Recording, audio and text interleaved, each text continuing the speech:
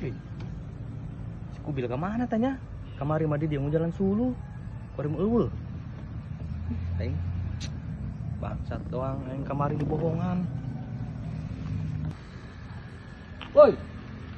Bil, ente di dinya. Turun.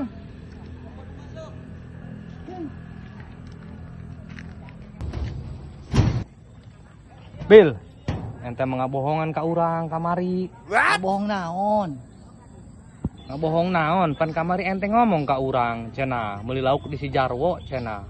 Nan menang kiloana cenah kitu. Ya buktina urang henteu. Sorangan mah sok salah persepsi jeung salah denge. Aju gratis naonna? Atuh maksud orang mah nu gratis ge lain gratis menang kiloana. Ente mah kumaha sih? Coba dipahami.